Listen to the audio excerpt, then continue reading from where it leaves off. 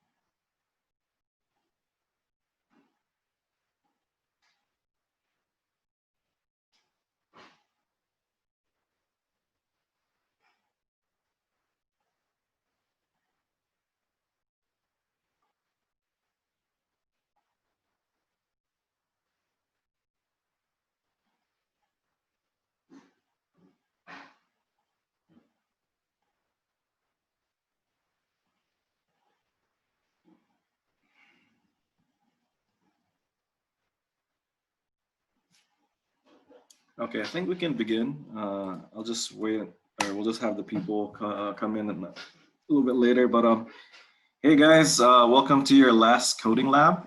Hope you guys enjoyed my instruction as well as the class.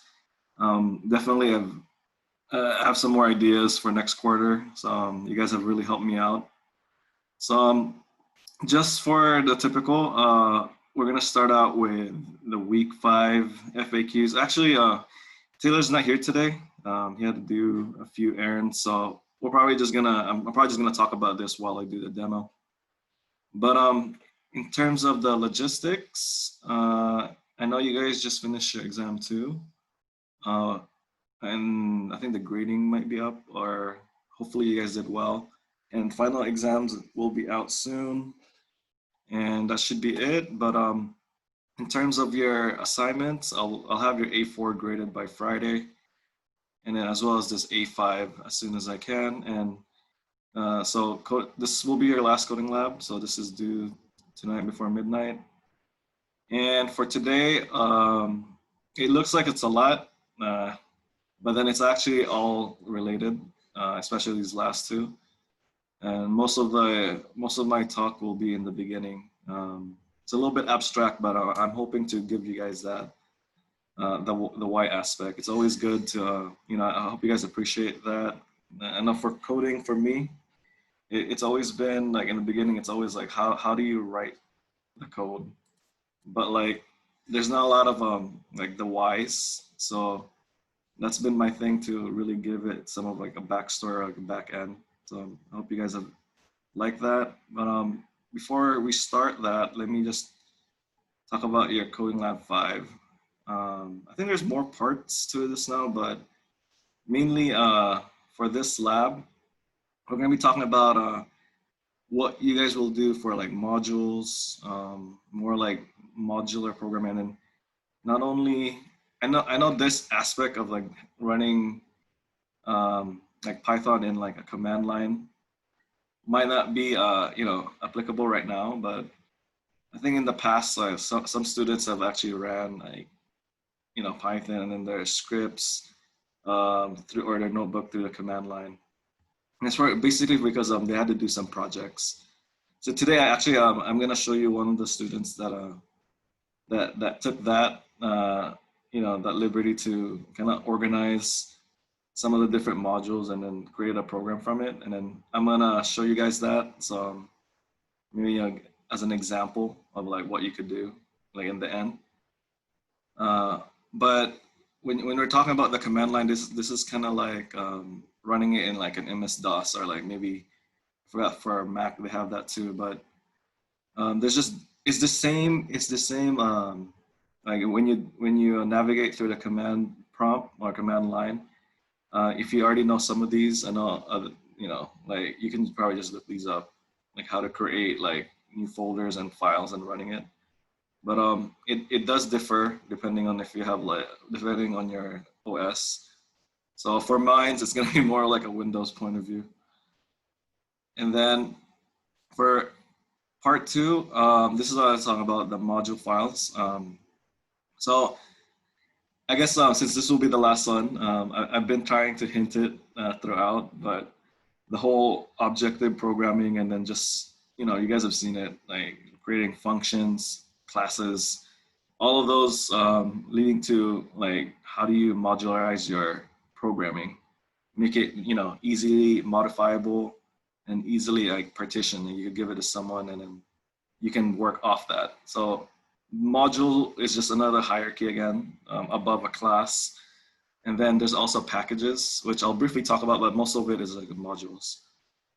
And then part 3, or maybe there's like more parts, but this will be, when I say Python scripts, this is just running like your Python file from a command prompt.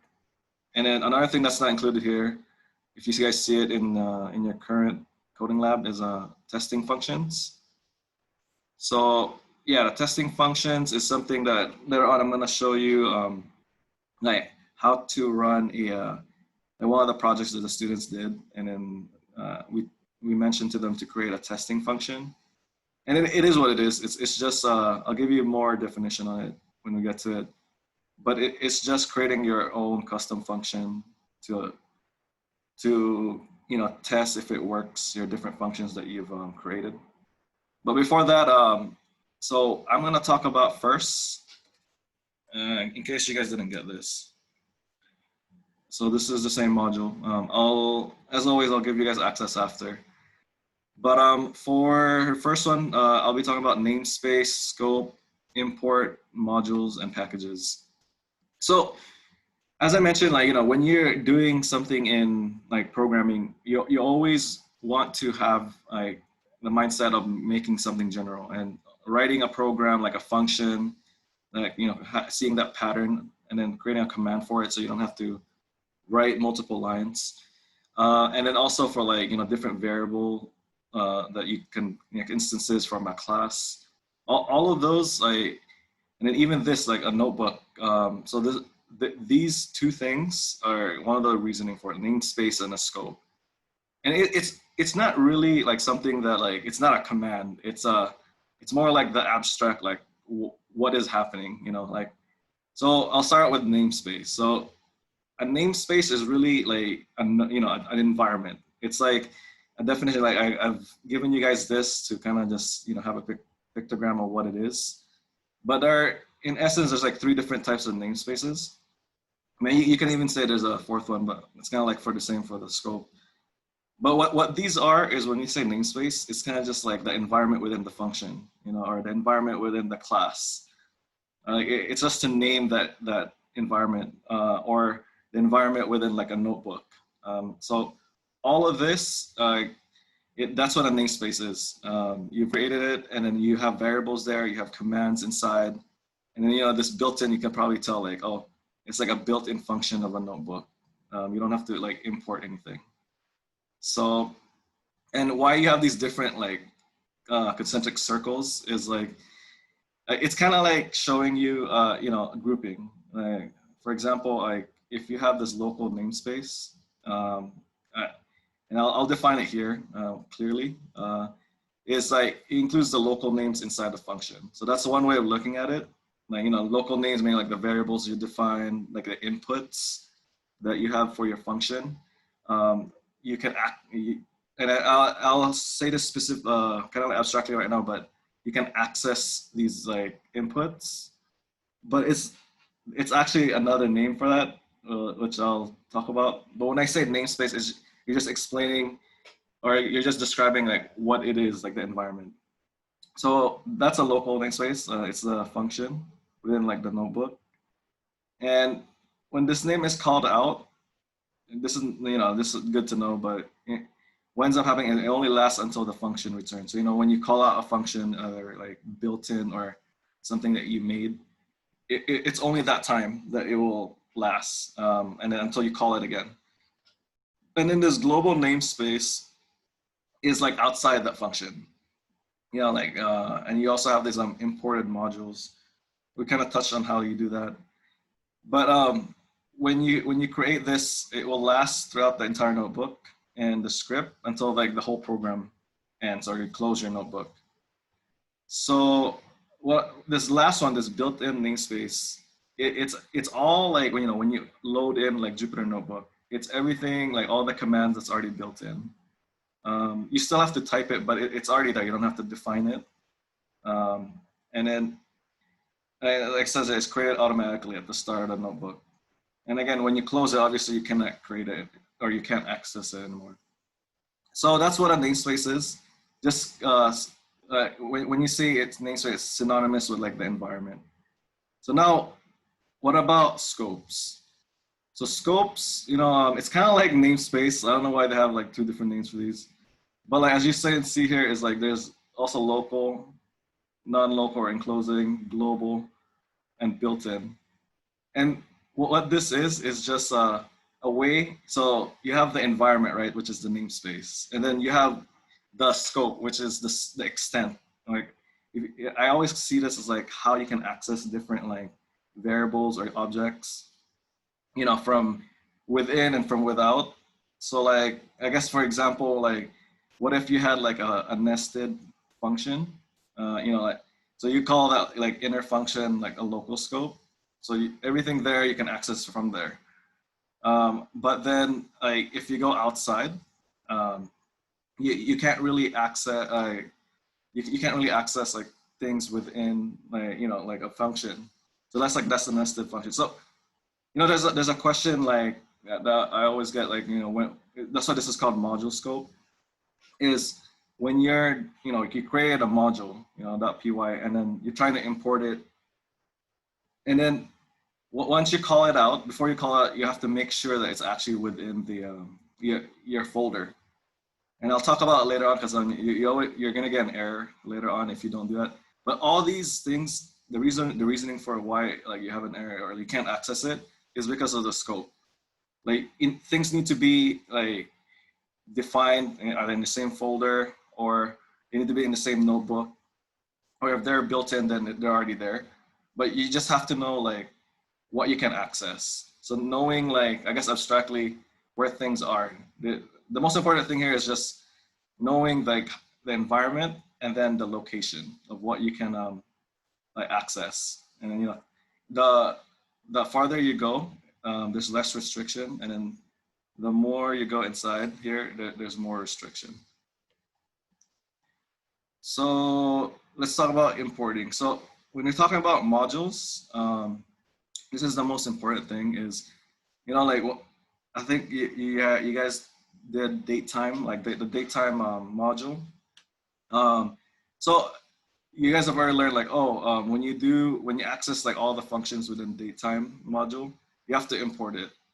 And then the reasoning for that is like, it's all because of like, you know, it's not built in like the Jupyter Notebook that we have, or some of these environment, like I said, the namespace, you have to import things in so that it's accessible within that scope. So that's why you have to import it, because if you don't import it, then the functions within datetime, like if you call them out, you're gonna get an error, or because you haven't imported it. And those errors, or the reasoning for those, is because of the scope. You know, once you import that namespace, the datetime, you can access its scope or all those functions inside. So here's like 4 different ways, you know, talk about syntax for functions, classes, and now for modules. But like for importing a module, I think I've shown you guys some of these, but formally now we're gonna talk about them. So I'll show you guys, you know, here's a syntax now, but I'll show you what each means later on. But I guess, so for objective programming and modularization, there's like 4 different advantages in case this appears on a test. You know, like, why do you wanna like do modular? Why do you wanna break things into smaller parts and having general programming versus like hard coding specific programming? I mean, these are my opinion. There's like way more advantages for it. One of them is like, it's simple. So like when you try to like work in a single module, it's prone to error, and then it's harder to debug because you have all that, you know, space to look for. But then when you're working with like a smaller problem, you know, building blocks, then it's easier to debug, you know, first of all. And then the other thing is when you're giving it to someone, that's also here reusability, is when you're breaking it into blocks, then like these modules, it works in any environment that you import it, any notebook, your notebook, my notebook. So it's reusable. So that's one of the greatest like advantages of it. And then maintainability, I guess this is just, you know, like when you're working, yeah, for example, like, you know, when you're programming in real life, you're not doing it by yourself, right? Like there's multiple people, you know, it's collaborative. And then it's like teamwork is always good. And maintainability is one of the greatest thing about like when you break things in certain like functions, you know, classes, you can give, if one class needs to get debugged, and there's different functions in there, you know, one of your employees can give that, you can give that to each one of them. And then at the end of the day, you know, instead of just working on one whole class, which will take you a week, it'll take like one day. So, and then scoping. What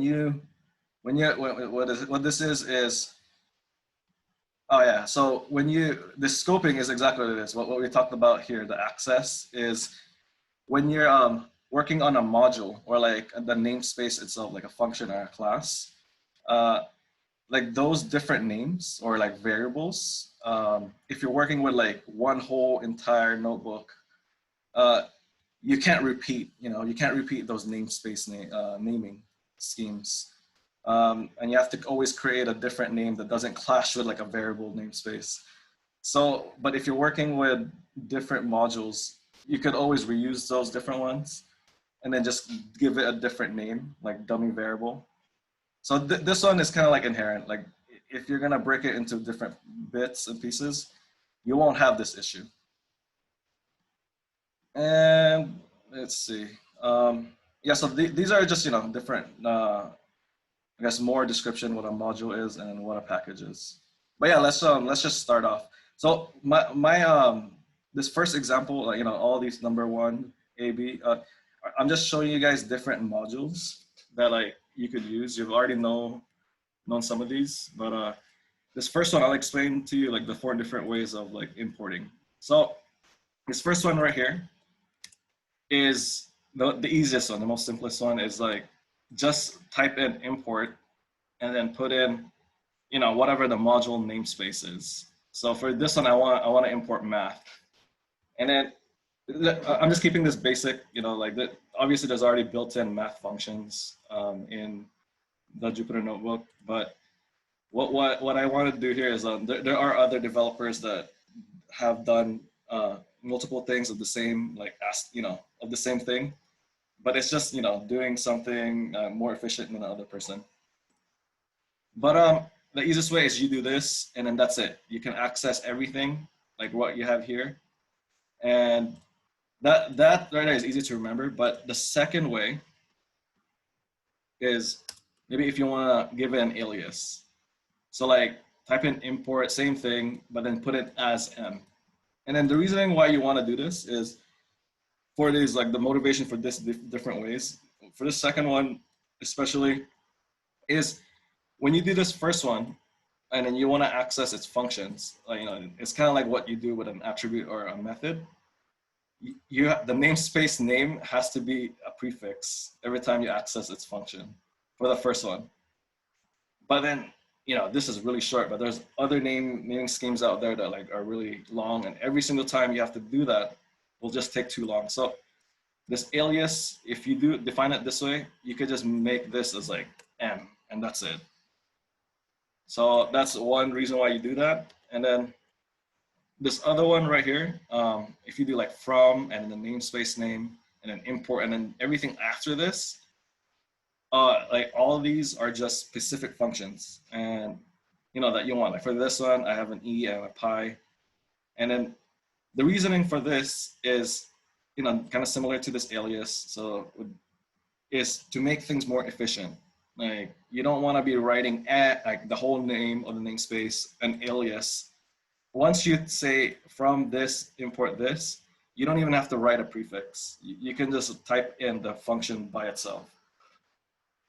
And then, so that's good. So you got to know what is inside that namespace. So that's why we always refer you guys back to the documentation.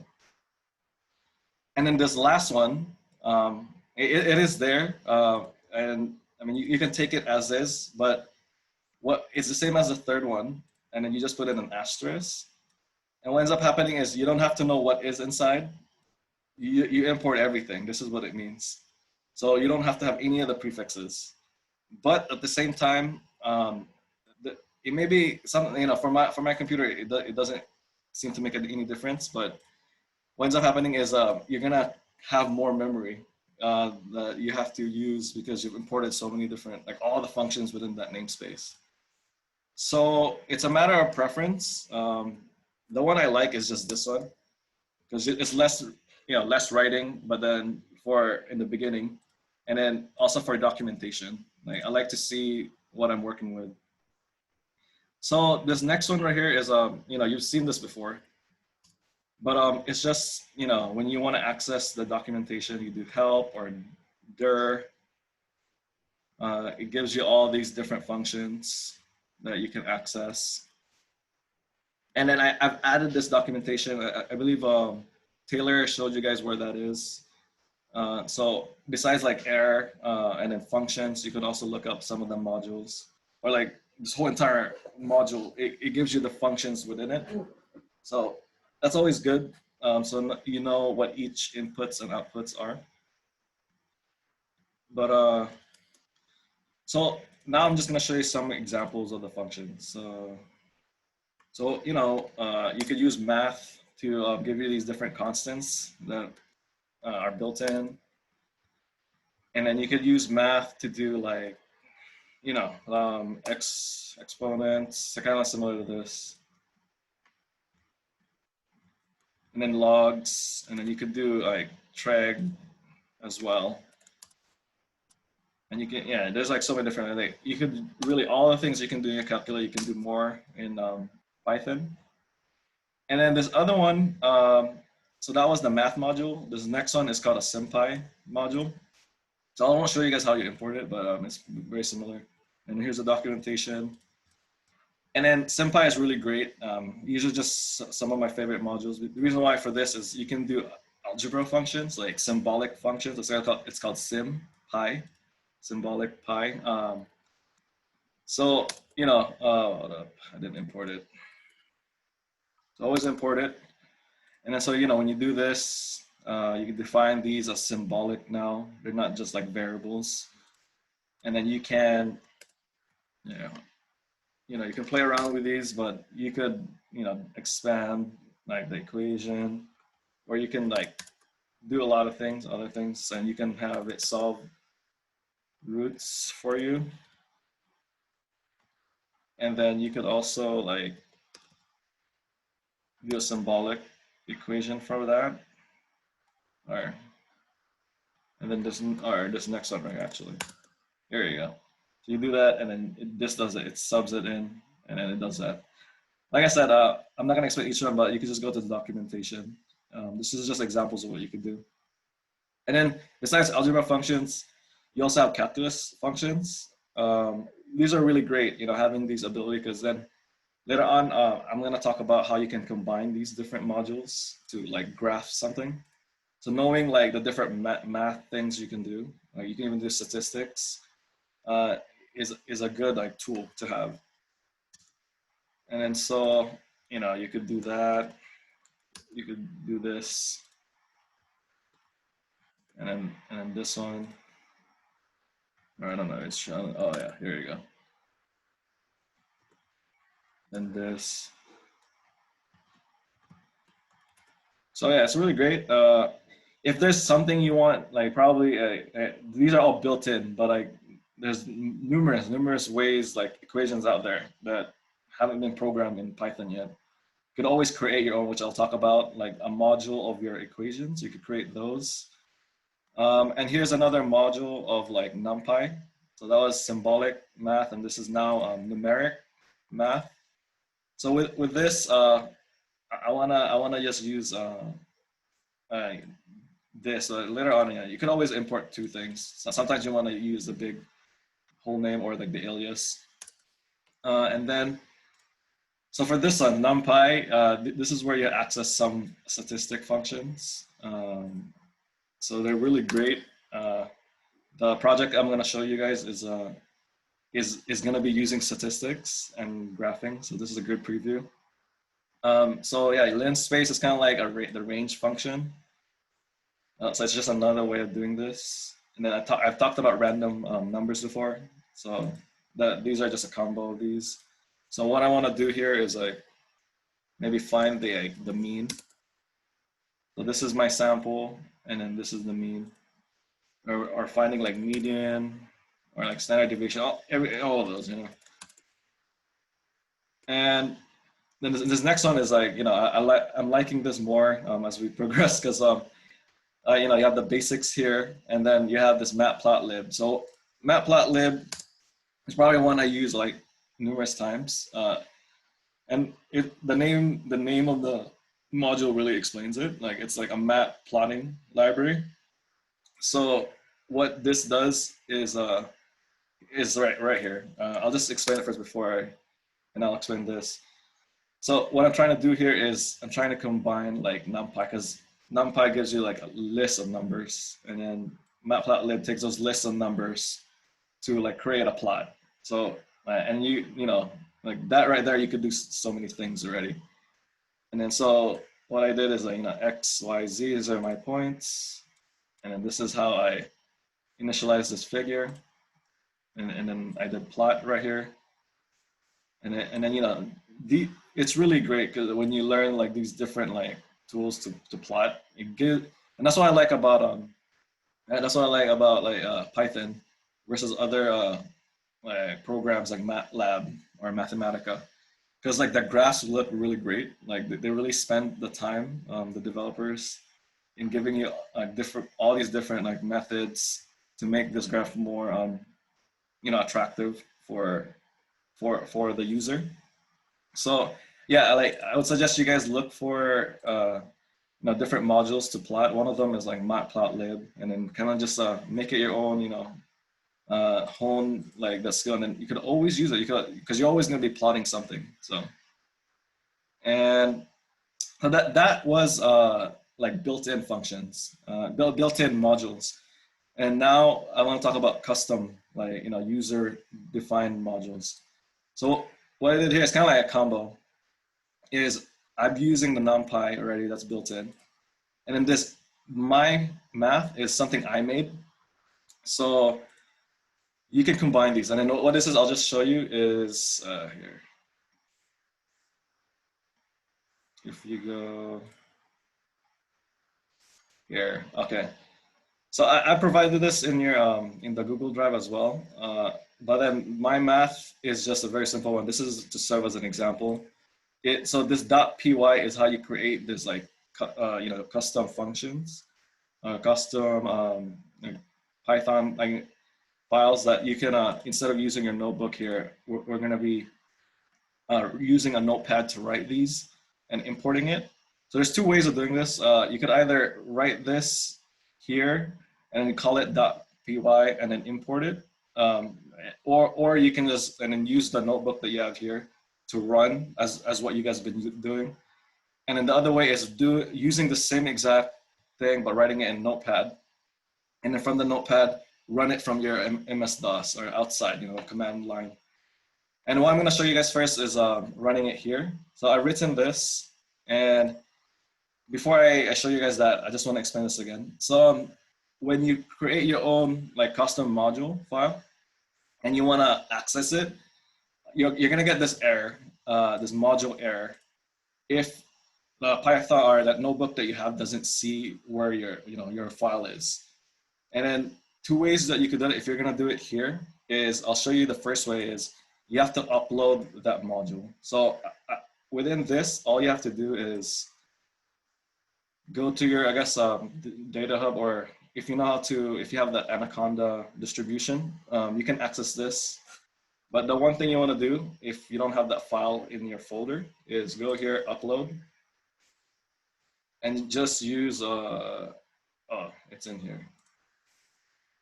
And then go to where the file is, and open it, and then upload.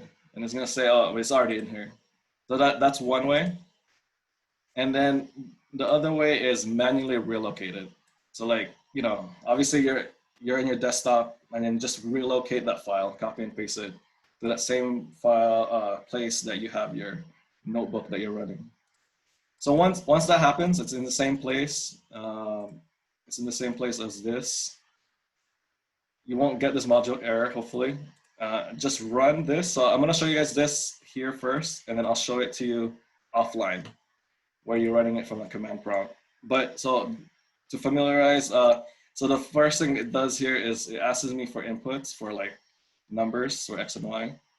It turns, NumPy itself is being used as to create an array or a vector.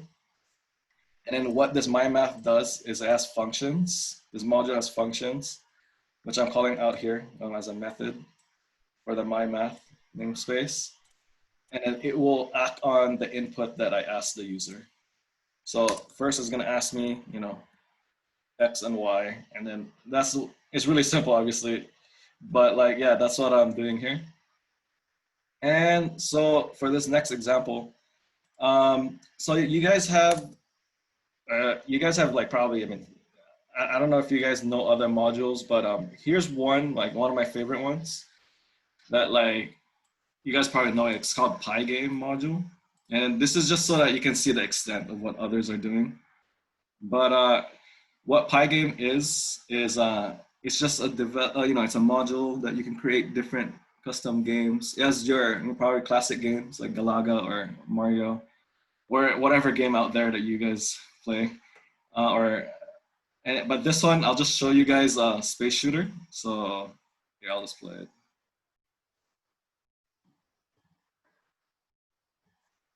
So as you can see, yeah, like the one thing about these that these developers are doing is they can, get like a JPEG, or it can be as simple as like just a box that you draw. And then what you would do is figure out the physics, and that's like how these things are moving. And then, you just pretty much program where to put these like different pictures and how they're dynamically moving. So yeah, like it's pretty nifty. It does take a while.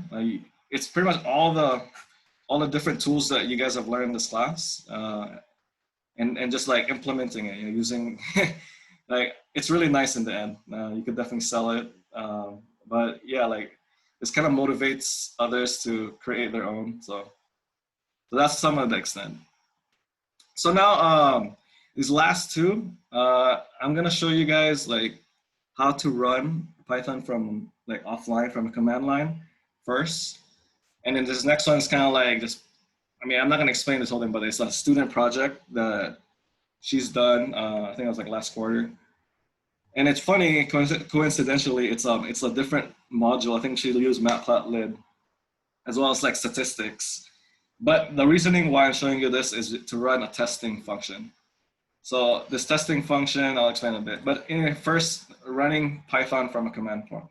So what I've, if you guys go to this number 2 here, I've just provided how you run Python scripts. And then scripts is just, the notepad, that .py file that like someone wrote or you wrote that you run offline. And then you run, for me, I'm gonna run this in Windows. And then what I have here are just the different like commands that you can use. I'll show you some of these. For Mac, it's gonna be different. But like, I'll have this here first. Hopefully I can do this. So I'm gonna have this here. And I'll try to see if I can open. So the first thing you wanna do is you wanna open Anaconda prompt.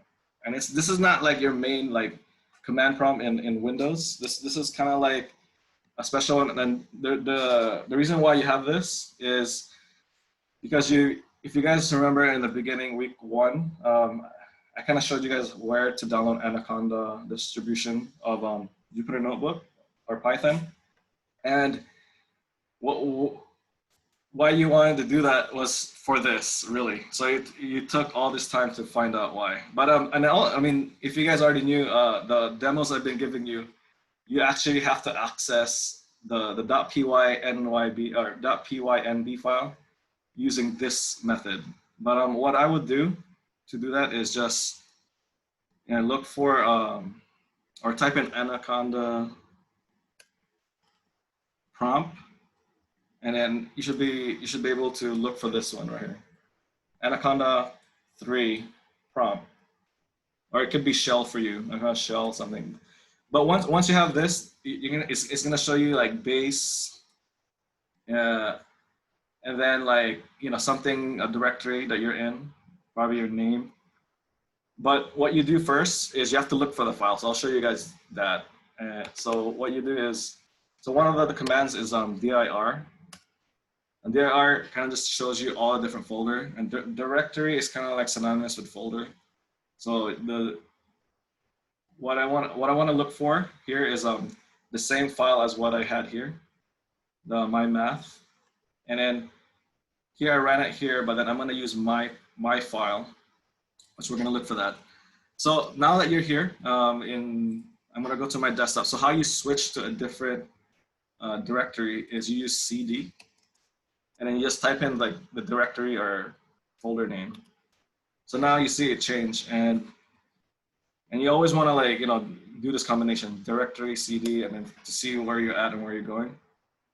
And then so I want to go to CD Python projects. And then let's see, go to Coding Lab 5. Okay, so I think we're here. So this is the same folder as I was before.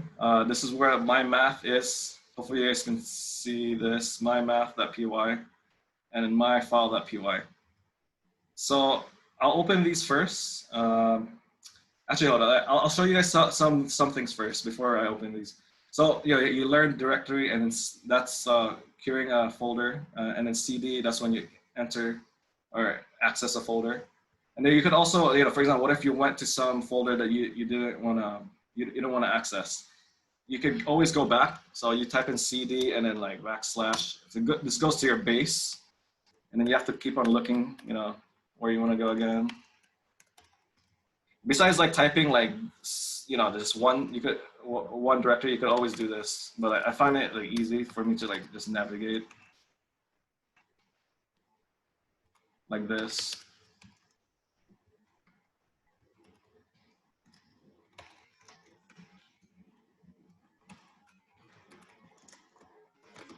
All right, so that's how you navigate. And then so now I want to show you guys how you create like a new folder. And what you do is just type in mkdir, so make directory. So when you make this, you do mkdir and then type in the folder name or directory name. Let's just say new direct or new dir. So let's see what happens. And then you did that, right? And then now you want to go direct again. As you can see here, here's a new entry, new dir. So this is a new folder.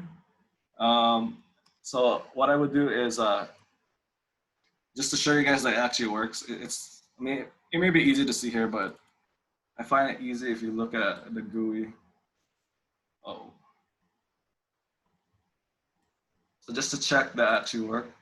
Oh, here we go. So this is the same folder. So it created this file folder when I did that.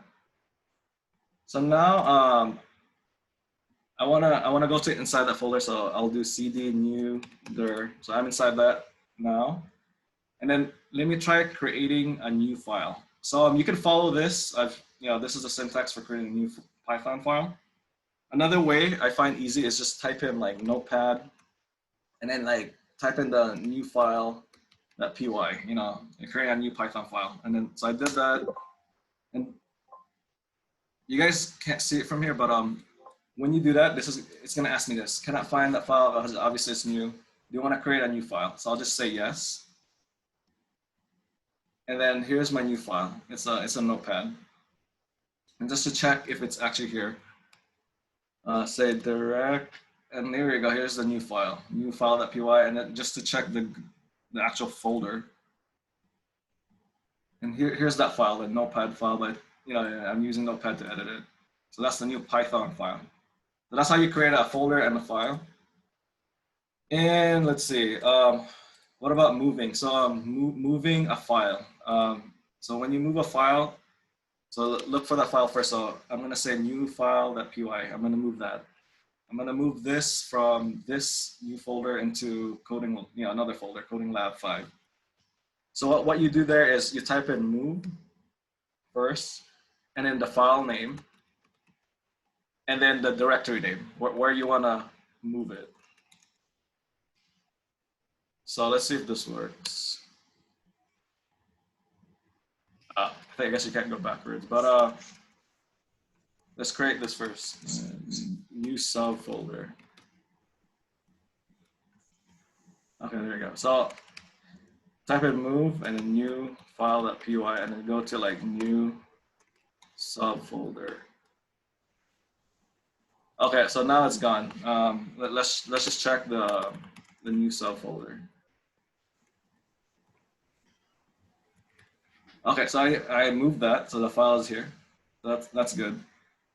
So the next one, let me just go back to, actually, yeah, let me, so the next one is, so you know how to move it now. And now what about copying? So let me see if I can do this one. So let's see, copy. Let me create another one first. MK there. It's kind of like moving. Like when you move it, it does the same, but then the file is like duplicated, right? So I'll create another folder. So now I have another folder and then the file. I'm gonna copy the file, new file, into the second folder. All right, let's see what happens. So the file is still here, but then I think, and yeah, so the file is still another, like the folder I was at, new subfolder 1, and then now it's also inside new subfolder 2. So that's how you copy and move. You guys can always play around with this later on. But then the next one here is, oh yeah, let me show you guys, like when you actually, when you have this like new file, make sure you guys have this UTF, the encoding has to be UTF-8 before you run it. One way you could do that is to, how you change it is here, because you have different options. So make sure you change it to UTF-8. Reasoning why is I think sometimes you get like an error before you run it if you don't have it as that. So anyways, let me show you guys those two files first before we run it. And so the file that I have is this mymath.py, which is exactly what I had, right? This is the module. And then my file has this exact thing from the notebook, but it's outside now. It's in my desktop. And then I want to emulate what I did here, but then in a command prompt.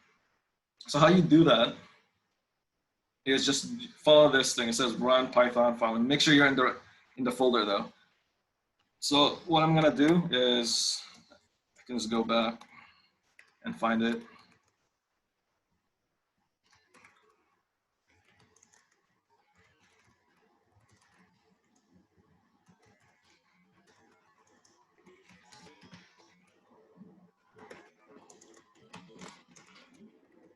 Okay, so I'm here now again. So I'm gonna run like my file.py. That's the main file that imports my math.py. So how you would run the file is you just do Python first and then my file.py. And so that's what happens. So this is asking me here again for the X. So I'm gonna do the same thing. And it gives me the same effect. So that's pretty nifty, doing two different things. So that's how you do that. And this last one is running a testing function. Just to show you guys what this is first. So why do you run a testing function? The reasoning for this is if you want, when you write your custom functions in the program, you want to always have like a debugging like tool to check whether it's running properly. And we've actually done that like every time that we correct your assignments and exams. And how you these testing functions is like it's just using assert type like built-in functions.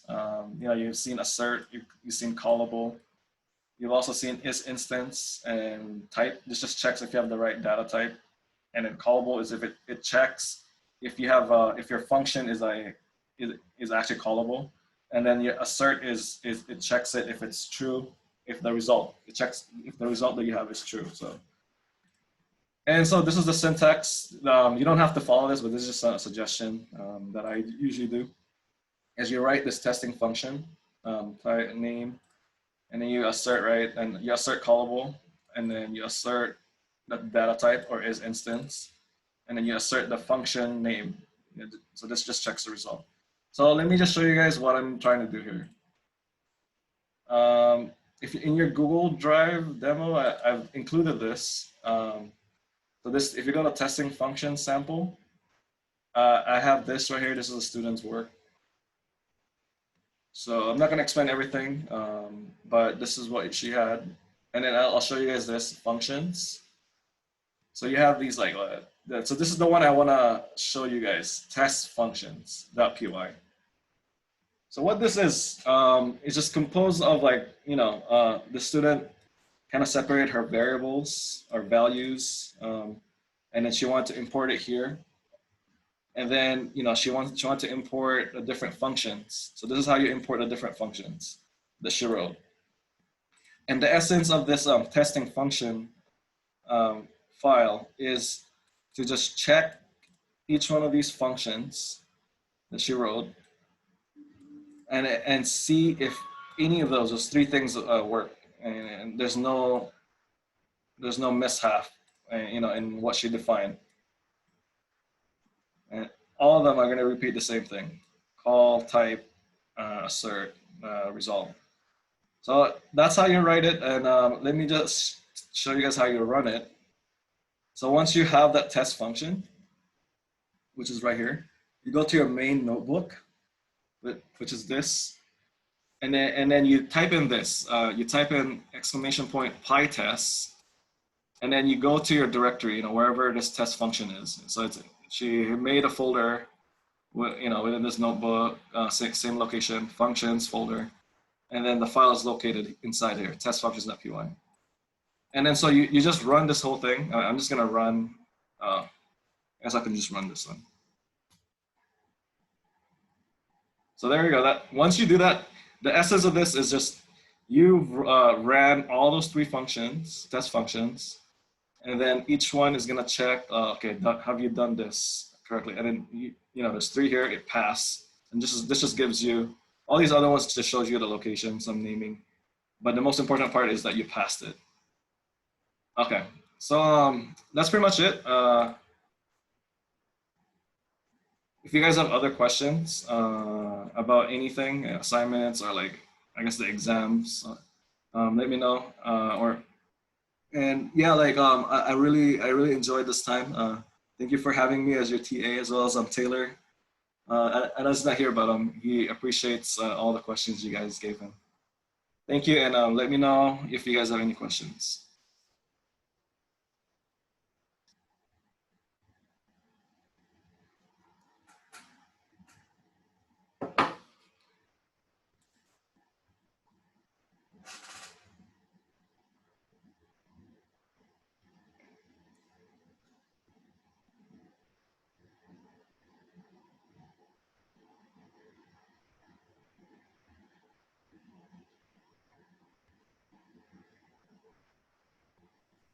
Hi, I had a question about the coding lab. Okay. Can you share your screen? My version isn't really updated. Okay, yeah. Okay, let me allow that. Go ahead. Oh wait, hold on. There you go. Okay.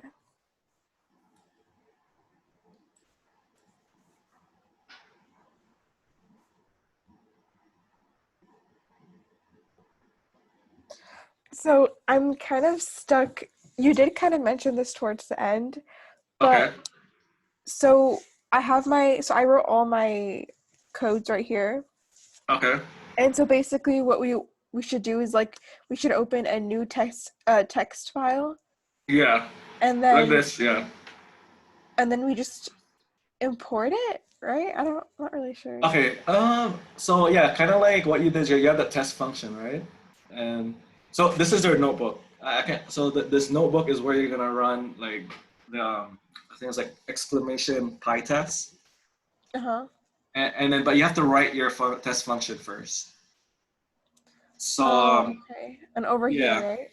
yeah, you have to write that first. Yeah. Okay.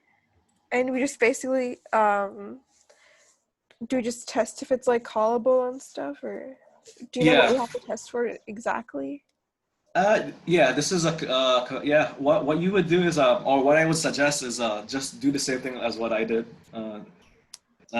If you actually here,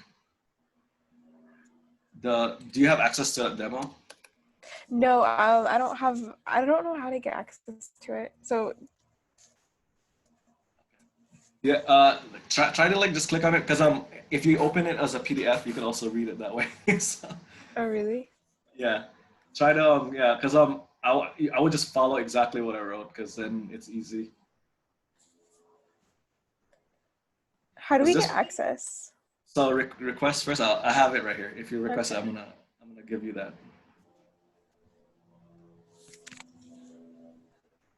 Click on that. Yeah, that one. Yeah. Let me see. Okay, I just got it. I'm gonna share it to you. Perfect. And then just like basically copy your testing format, right? Yeah. Okay. Do you understand it though? Like how I explained it? It's I guess yeah, you could just copy it, but Okay. No, but like I do kind of get it. It's just I don't know how to write it like on my own. I think because I'm still practicing. So like okay. actually having to write it out of my like own thoughts is kind of complicated for me because I'm not really there yet. Yeah, it's fine. The I could actually here. Let me see. It's actually not that bad. It's like one function. So I mean, it's like just writing a function. You would just do not here though. You have to write it in the test function. Mm-hmm. So in the test function file, you would type it, create like three different test functions. Where's your functions that you created first? My functions are here and I also put them in another file. Here, I think I put them here and then because we had to like import it, I think for number, and we had to import it towards the end. Okay, okay. And so we have to make another text file for the test to test that function, right? Yeah. Okay. So I would go to all the functions that you have. And you need that exact name for those. Let me see. And so like I would just copy that name and then type in like another function test underscore and then that function name. I think that would work in your test function file. Oh, so are you saying that you're saying that I can test it in this text file, or should I? You have to. So all these are defined functions, right? You've defined these yourself. Mm-hmm. So in your test function, I would type in test and then the function name that you have that you Okay. created. Mm-hmm. Yeah. Do I need to import it at first, like at the top, or no? Yeah. You have to Okay. import. Yeah. Okay, makes sense. But then like yeah, it has to be the same location. Oh, okay, yeah, yeah, they are, I think. Okay. And then for part 4, um, I don't really get write a small script that imports here. Let me see this one. Yeah, this one is a little different. I mean, it's the same, but the parts are like out now and not not numbered the same way. Not now write a small script. Okay, blah. Use this class to do something. Save your file. Okay, okay. So this is just doing it offline. Do you have the Anaconda I distribution? don't. Okay, let's just try to. Maybe I can just like give you that the website. So like if you go to this website, where's my chat? If you go to this website, uh,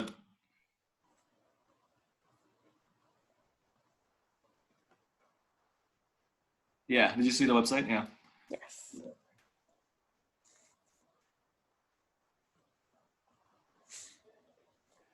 Hey, Alyssa. Yeah. I can give you if you stick for a bit. I'll show you that. Okay. Hi, Sandra. So yeah, if you go here, go to like I guess download. Yeah. Yeah, right there. So do you have a Mac? Yes. Okay. Yeah. This one? Oh, it's really difficult. Okay. Wait, is it the command line or the graphical? So that one's different for Mac. Command line installer. Yeah, I guess do that one. Yeah. Okay. That makes sense. Graphics versus the command line. It's like for And I Windows. It's like you have the Windows file. It's all both graphics. Yeah, click on that. Or your download's in progress. Just wait. Yeah. okay, perfect. I can let someone else go while this is downloading if anyone else has Okay. any questions. Thank you. Okay. Actually, this same question is what Alyssa had. Alyssa, you wanna share your screen? I can guide you. Sure. Um, okay. All right. So you said you're trying to run the script in a command prompt? So Or? we're doing the first part of my Oh, question. that one? Okay. Because then also I So- can't edit here. Like if I try to type, like I can't. And so like I can't even answer this part. Because like when I go to cell type, like I can't change it to code. Can you add a cell? Let's see. Where would I add a cell? So try like click on the plus. Like it's not next to the save file. Yeah. Okay. I would just type it there. Yeah.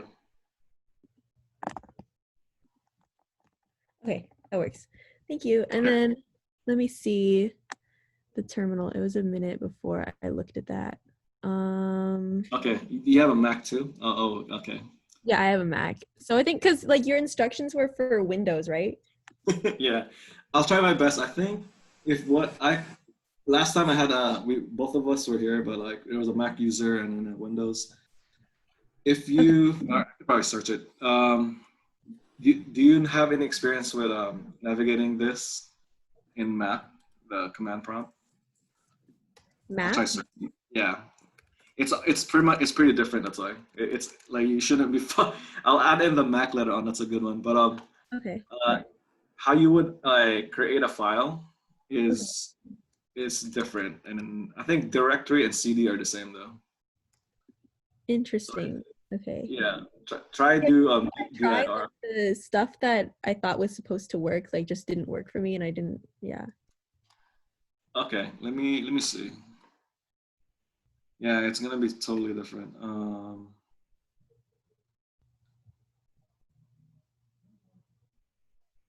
Just trying to look. Let's see.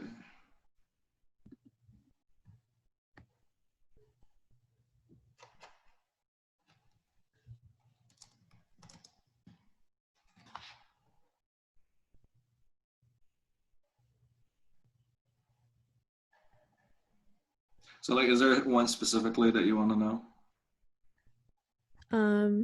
Sorry, I just want to be able to do the last part. Let me execute the. I mean, I couldn't even like I wasn't sure if I thought I made a new directory and was like working within it, but I'm not sure I did it right. Okay, you did it though. Show me where that happened. Like there's the directory I made. Oh, you did. Yeah, that looks like. Oh, there you go. How did you? That seems like it's right. Or do you remember how you did it? Let's see. I did it in. Oops, sorry. Okay. I think this will be helpful for everyone too. Okay, cool. What did I do? Navigate to your desktop, make a new directory. I think I went into terminal. I don't know how I did it. Okay, and then this one, yeah, it says here you could actually CD and directory is the same. Okay. So like, so you typed in directory, it worked, or? I did CD hello directory. Try type in dir. To try to like move into it. So try directory. Yeah, dir. Yeah, I think it's the same. I think. Let's just see. Go back to my. CD is moving into it. Okay, dir. And that's it. Yeah, or like just type in dir and then enter or command. Okay. Directory, and then I had.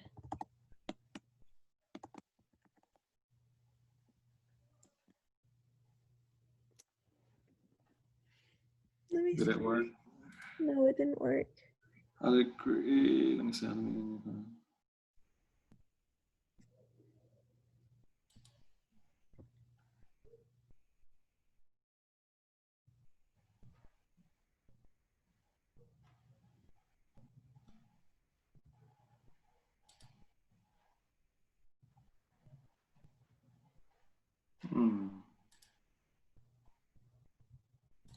It'd be good to know at least like to see the folders. The folders? Yeah, because I know CD works. CD is the same. Okay. Do you want me to pull those up? Yeah. Try to. What is it? It's the ls, but isn't there something in, like before it? Maybe try that first. Oh. Let me look at the notes. Okay. Wait, sorry, what are you trying to do? Get We're the trying list. to like The- navigate the directory or like Yeah. access the folders. Oh, if you want to go to like the home directory, I think you just type CD and you'll be at like the highest level of the like Okay, try directory. And then you can do ls and it'll list LS. all of the files. That is Okay, the yeah, one. that's what I was trying That's to actually the one. Yeah, LS is dir equivalent. Okay, that's good. So those work. But like, My what stuff else do you want to know? in it.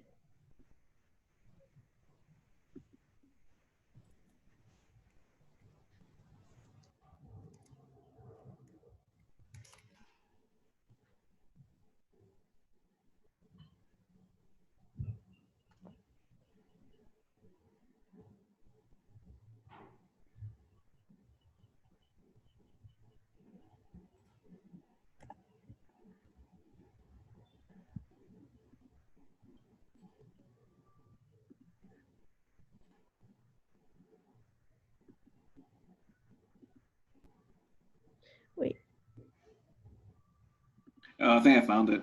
I found a cheat sheet. That's good. Oh, cool. Yeah, it says here like, yeah, you could do ls and then something else minus l. Minus L. Try to do the ls minus l, or you have to do ls first. Like ls. Minus L. Yeah, there you go. Yeah, that's like long listing. Right. And And then you could do cd backslash root of drive. That's the same thing. no spaces or anything. Oh no, like not root of drive, but like so cd space and then the slash, same slash, yeah. Cd cd space and then slash. I don't know why it's lagging like this.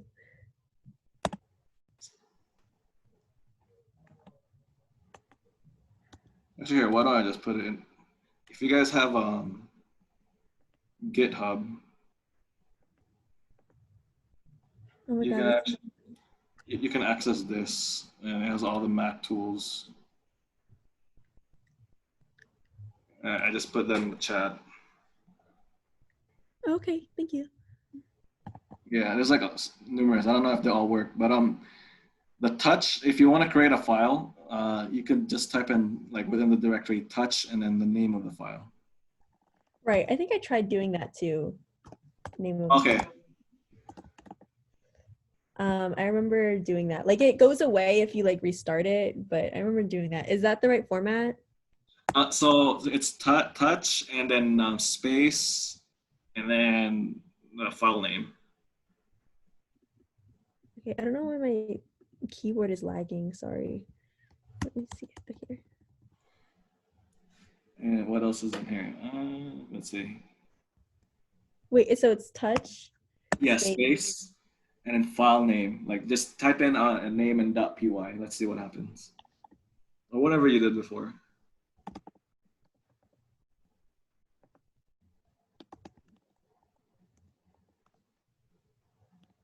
Yeah. Permission denied. Why would permission denied? Huh. What are you in? Depends on the. I'm in terminal 1. Maybe you have to move into a different. Terminal?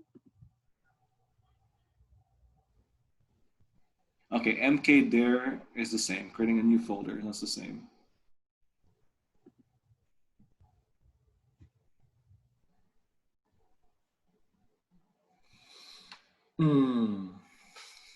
I think the most important one is probably like running the Python file.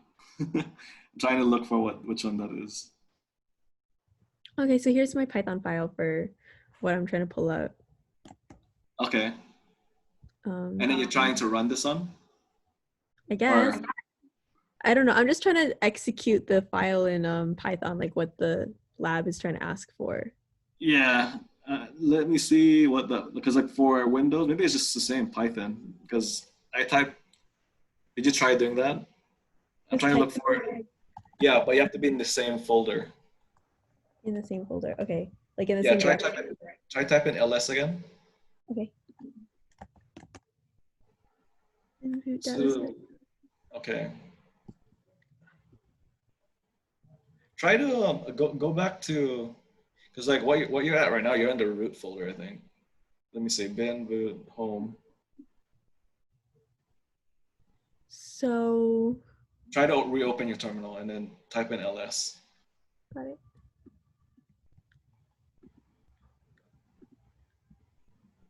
Okay, Emily, yeah.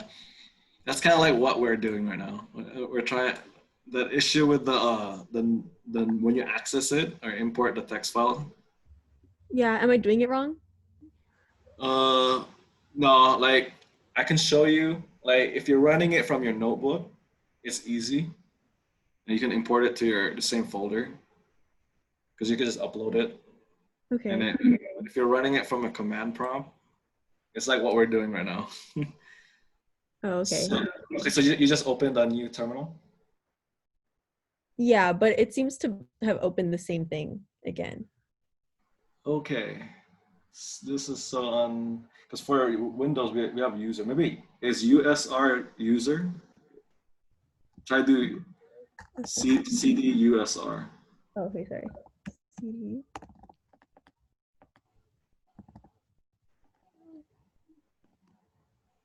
And then type ls again. LS. Yeah. Yeah. Sorry, it's just my computer's laggy for some reason right now. I'm trying to get to your desktop. I don't know where that is. Is it local? Wait. Do you know where it is? Like, do these folders look I don't know. local? Maybe it's in local. Try CD local. And then ls again. I don't know. I think we're getting into a black hole here. Yeah. Maybe look for the file in the GUI. Like, just go to your desktop and then look for that file. Where do you have that file actually? I'm not really sure. Okay, It's just here. this is here. And you're trying to run it from your command prompt, right? Okay. I'm not sure I understand the command prompt, to be honest. Okay. I think what you have to do first, because like you're in Data Hub right now, right? Uh-huh. Yeah. So you need to download the Anaconda prompt, and then that's how you can move the file outside Data Hub. Okay. And then where are the directions to do that? Like how to, because I haven't done. I can just show it to you. Go to that website I just posted. Okay, in the chat. Yeah, I think it's like anaconda.com. Yes.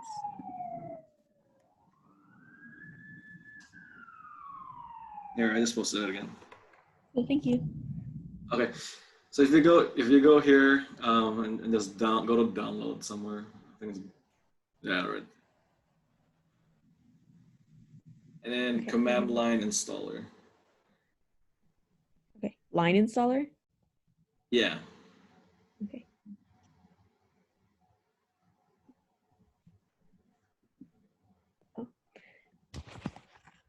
All right, this shouldn't take that long, but after you install this, you should be able to access the Anaconda command prompt or command line.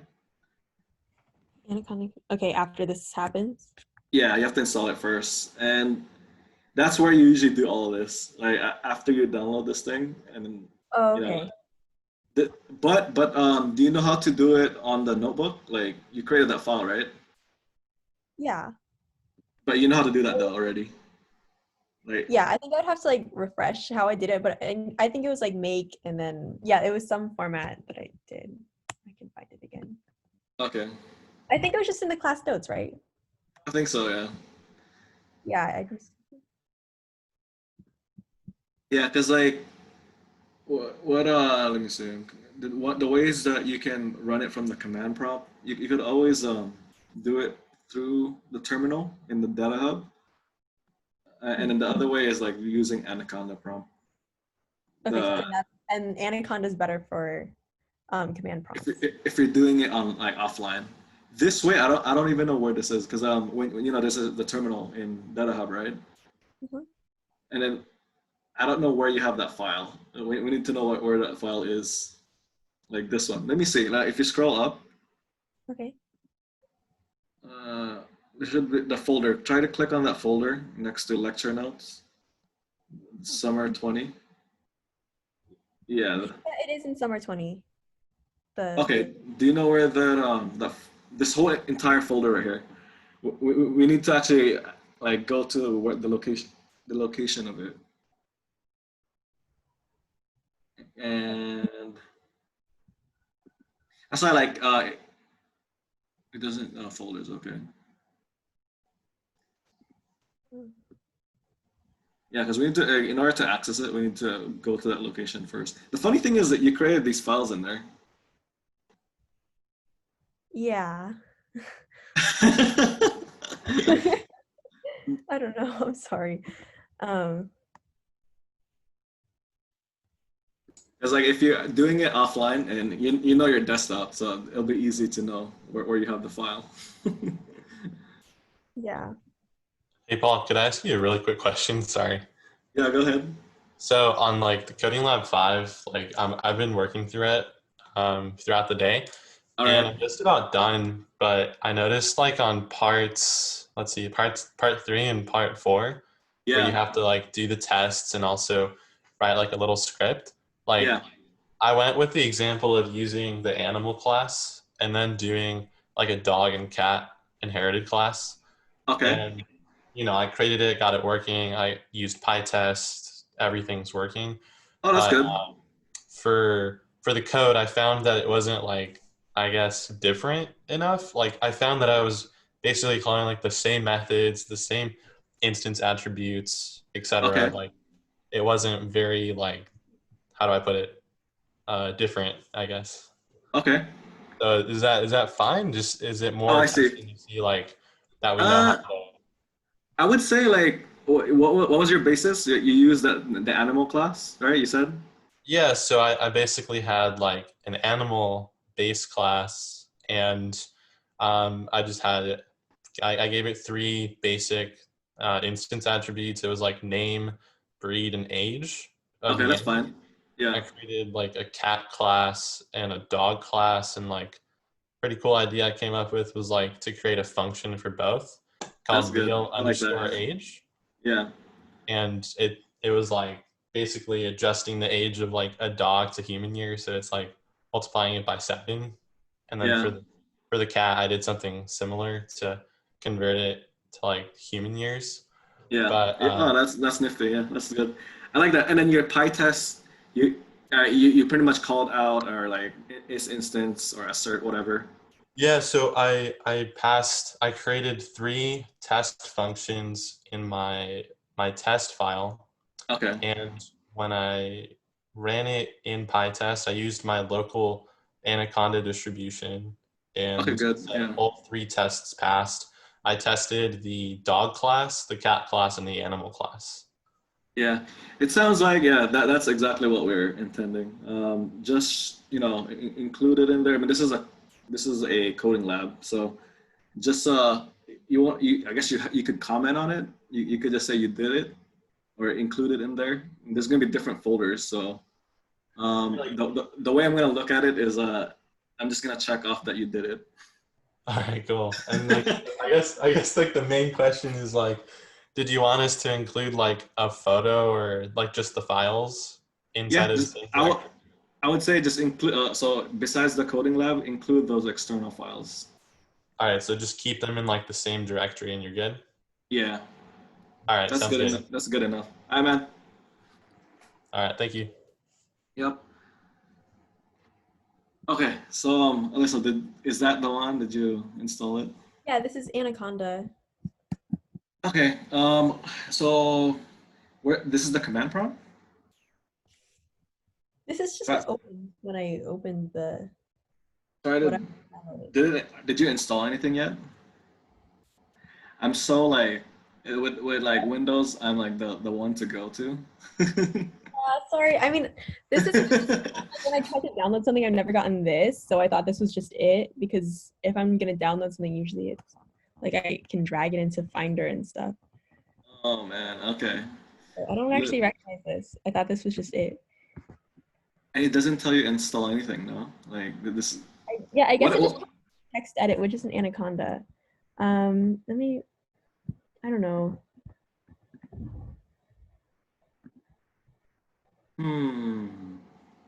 Yeah, like if you try downloading the other one, it seems the GUI one. That's not the one that we want though, because we want to be able to write something and then run This it. one? Yeah, that one I think it'll be easy. I'll have something for you. Okay. I think there is a way to access the command line from there too. Okay, I hope so. Okay. Let's go back to that terminal, the one that you had before, and just try to figure out like if we can access those folders. Okay. Okay, try to let me see dev home lib. Sure. Try to go to any of those other ones and see if you can get to this point. Just experiment like where this folder is. Okay. It How should did I be go to the folders?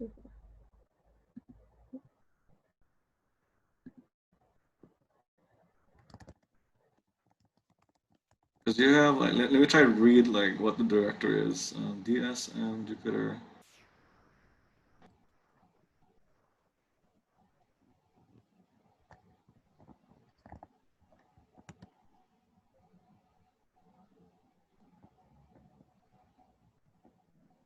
Maybe go to root or bin.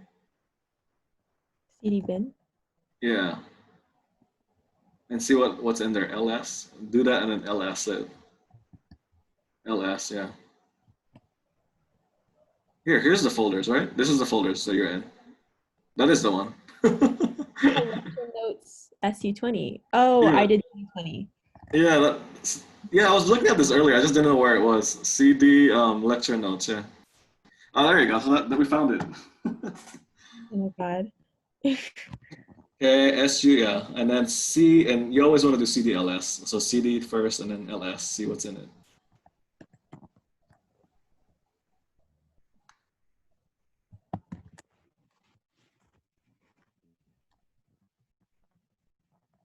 I think. Good. Oh yeah, I did hello directory and hello file. This is exactly what we want. Okay.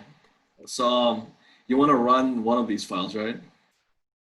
Yeah, let me pull up the instructions again. So save and exit from text editor. So I did that. I'm on execute the Python file from terminal. So I guess I just execute the file, right? Do I have to do anything with the directory? No, like hold up first. I guess I haven't figured that out yet. How to run it? Type Python, but I'm gonna search for it though. Like how you actually run it, because in Windows you just type Python. Try to do that and then the file name.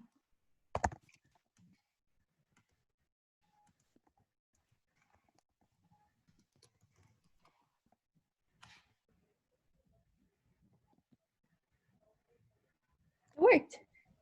Oh, there you go. So that one is the same. Okay, cool. So it wasn't that bad. Yeah, I know. It's like it seems like it is, but Yeah. And then for this, I'll just add cell. Okay, and then so I'm good on this part one. yeah, you're good on that. Just explain. It says describe your stuff.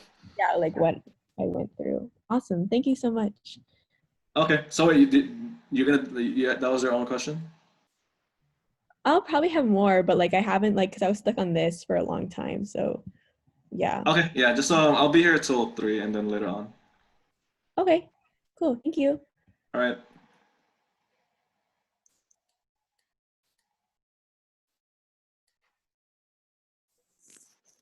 I had a question for part 2. Okay. You want to share your screen or is it like something? Yeah, sure. Okay. All right. Okay. Okay. It's for this part where I have to import it. I don't know what I'm doing wrong. I've tried like a bunch of random things, so maybe I made it worse. But Let me see. Next, we're going to move this code to an external file. Okay. Open new text file from copy your classes and functions into that file. Okay, did you do that one? Did you open Yeah, any? so it's here. Okay, and then And then let me read on. Save that file. You did import the classes and functions from that file into the notebook and check that you can use them. Okay, so that's the name of the class, right? Import yeah, animals. yeah, but every time I try to do it, like if I like Still loading. yeah, Oh, okay. Oh yeah. Let me see. Where is that file actually? it's in this. Okay, and where's your notebook? The CL5. It's in the same Uh, one. it's in. Sorry, wait. I might have to like refresh everything.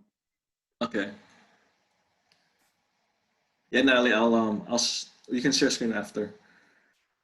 Okay, Yeah, this question always like I'm hoping that it's in here, okay, let me see.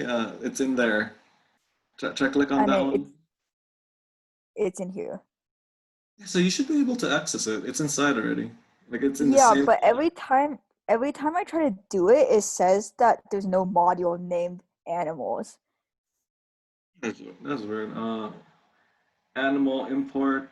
That, It says this. and did you just do it without the .py?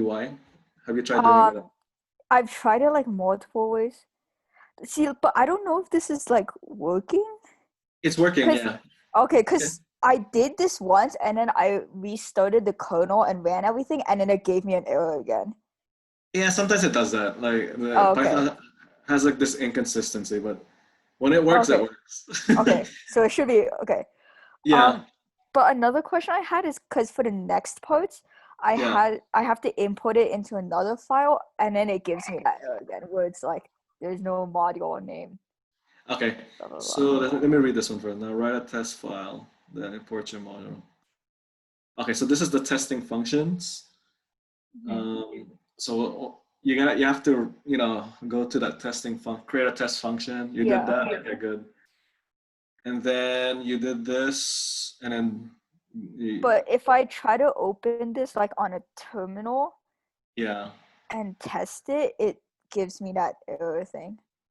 Did you try do? Did you just do PyTest, or how did you Yeah, test it? I did PyTest like the name, like Wait, animal test. show me that one. Okay. How you did it? Actually, you have to do it on the notebook. Oh, I do? Yeah, like the one we were on. Yeah. Okay. Try to yeah, like click or open another cell. Okay. So I just do PyTest? Try exclamation point first, and then PyTest. Yeah, PyTest. and then the location of the folder. Is Okay. it already in here? It's already in here, right? So just type in the name with the .py, I think. Okay. Um oh wait. I don't think I have it in here. It's in new directory. Is it that one? Yeah. Okay, And you I made a could couple of new folders. you could either copy it from here or Okay, okay, yeah I see. yeah, you know how to do that. Yeah. Okay, Let me just new. Let me just make and copy it. okay, you can do that too.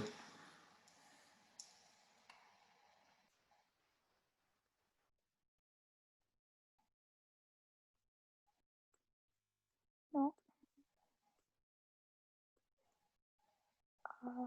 And then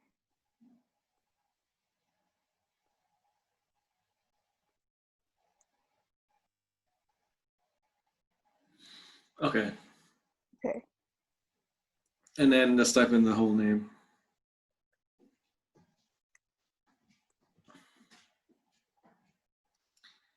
So let's see. What does it Yeah. say? So it gives me this. No module name animals. Make sure your tests have valid Python names. Do I have to Let me add the see. .py maybe? let me go back to. Okay. Let me look at your function. Let me just look at this first. Okay. So try go back to that one, the testing function. Here. Yeah, let me see. So this one, okay.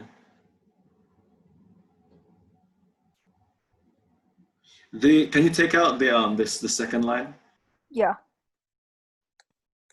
And so you have that one. So from here, and that py you don't have to put that in there. Just put Okay. animals. Yeah. So you have the animals, and then this anim. Let me see. This animal, like the one you put assert callable animal. Yes.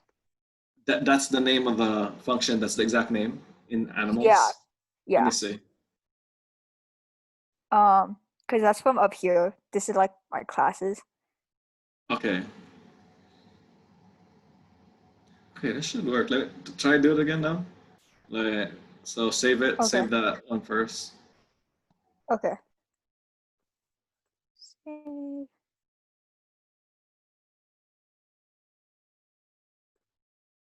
Okay. And then Oh, that's not weird. Okay, let me see. Import. Why is there no module name? Animal tests. Try put in. I mean, this is pretty much the same, but try go back to that animal, the testing function, and then try in the second line put in like from animals import. okay.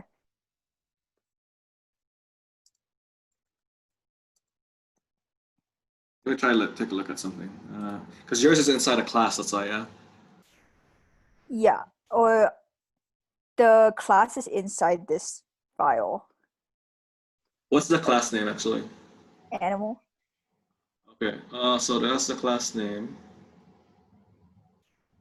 Like, should I do that? Yeah, and then comma, and then all the other ones. Okay. Should be the Okay. same. Usually this works for like a function. Now we're working with a class. You Okay. create a class, that's why. I would probably for the example I had, I just used like a function. Like there weren't a class. Okay. Do you have to? I think there is I think there might be an extra step, but then the thing is, let me just take a look at this. Should I go back? If I go to this guy, yeah. So the example I had works if you just create like functions, like that would create that would test like a function. But if you're trying to do a class, you could probably modify that to make it work. Try go back to that one, the animal class. Yeah, this one. What? If you create like functions here instead of like a class, Because that will work.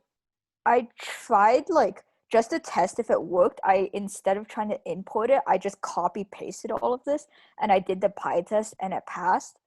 So Oh, it I did? think it's just the importing is not working for some reason. Also, okay, you probably have to put in like because you're importing a class. That's like Yeah.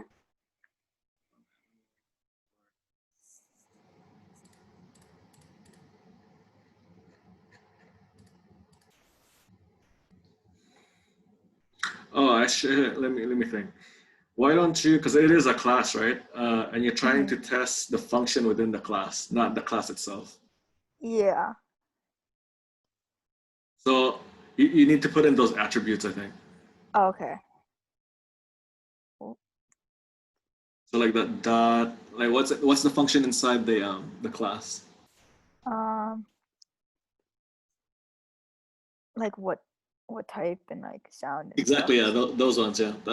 Try typing the animals that that one, the methods. Okay. Like the class and then the function, right? Yeah, try to do that. And then like for your when you're testing the function, you have to type in the same name. Yeah, you have to type in the same name as like what you're importing. Okay. Animal. In your testing function, your testing function, you have to so you know you imported animal.what type, Yeah. and then now you're testing if it's callable. Uh-huh. So inside the callable, I would probably type in like, so you can't test that first one. You can only test Yeah. the animal.what type. So just Oh, test okay. that. So should I remove the rest? Yeah, just move the rest. Let's do this one by one, I guess. First, Okay, okay. let's see if like one works or not. So the first one is testing a class. Just test this function. Yeah. Okay. And then What is it saying this time? Let's see. Try put in like parentheses parentheses in the testing function. like this. Yeah, same with the bottom one. Okay. Okay.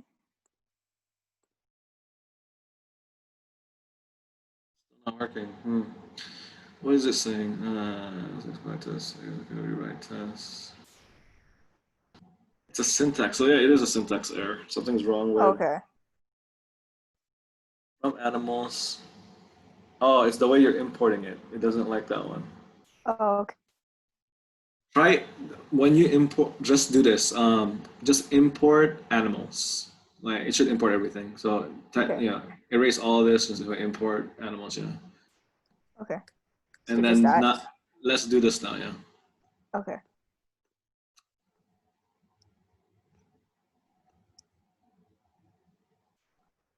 Now it's like module. Okay, so go back. Yeah. Go, no module name animals. There's no module name animals. That module error always occurs when it's like not inside though. But this is in the same location, right? Yeah, it is. It's inside. It's okay here. And test animals.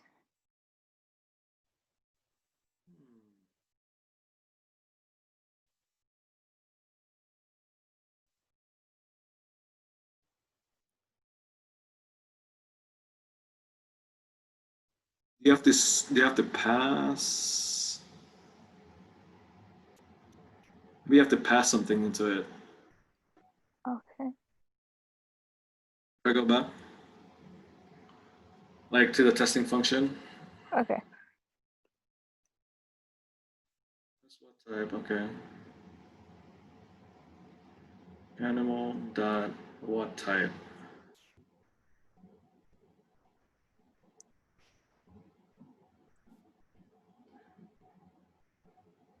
Just erase the function, and then let's check if it's importing. Okay. The first two lines.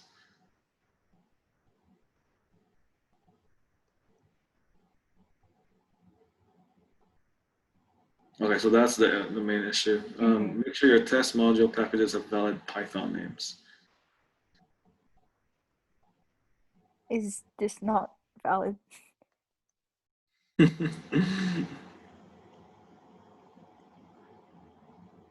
This system, the SYS, is that also in the same place?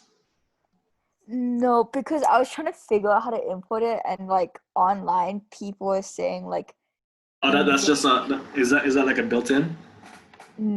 yeah, I think. I can like try deleting it.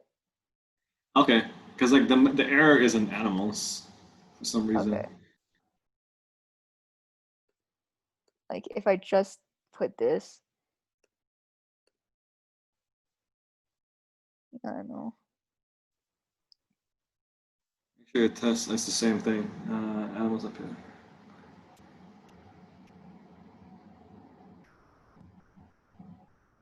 Animal test.py. That is so weird.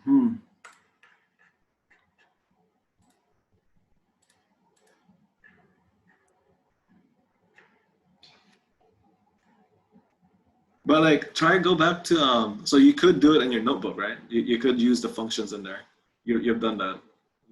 Like, Yeah, like instead of importing, I copy pasted everything and it worked. And try go back to CL5 and let's see if that one works. And then just Which one? instead of typing PyTest, just type Uh-huh. in import animals in here. Okay. And this one works. And then Yeah, it works. and type in those functions in here. Which functions? The test The function, yeah. Like test if function? those should work. Okay. It's just the way it's like from the outside. It's not Okay. being able to import for some reason.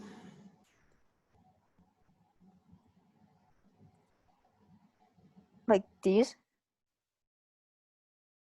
Yeah, and then now that you define it, try just run it. Yeah, it runs. Okay, so nothing's wrong with it. It is just the importing. Yeah. I'll try see if I can answer that later on. I'm Okay, gonna yeah. look at something. There's another student that created like a class. Okay, yeah. Yeah, it's always different. Like when you try to like call out, because like the class is trying to block. You know, it tries to block your access to the function. Uh-huh. Okay. But there's probably a syntax that the way that you would type it, so that it actually imports all those functions and you can test them. Okay. Cool. Yeah, I'll do that later. Yeah, no problem. Thanks.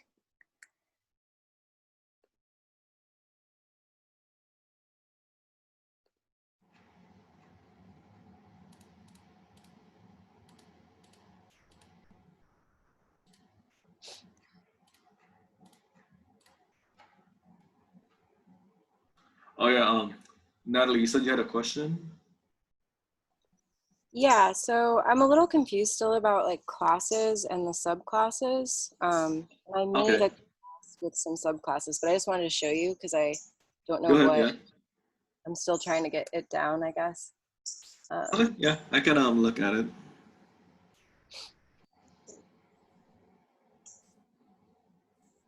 Okay. Okay. So this is a class I created.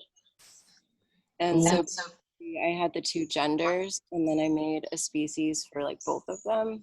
Yeah. But when I tried to do the chromosome part, so I did like males have XY and females have XX. Yeah, that's cool. Yeah. And it didn't work when I put Let me see. um, So you ran Natalie that chromosome, and then when you go down, so it's type error. You're getting a type error. mhm. And then okay, object is not callable. That's why it was saying none under the under the printed part. Okay, so you already defined the instance. So that's good. And then so let me see. So pass that in there. You did super. And then chromosome is this is a class attribute.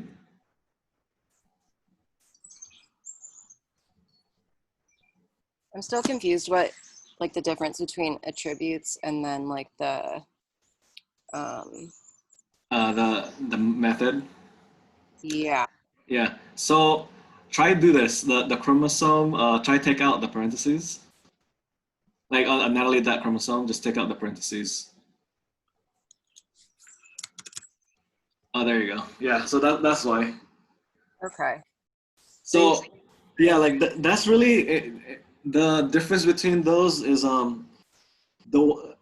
guess that's the one, like the one of them doesn't have a parentheses. That's like an attribute, and then if you're doing a method, you even though there's no argument or inside, you still have, if you call it, you still have to put in the parentheses. Okay.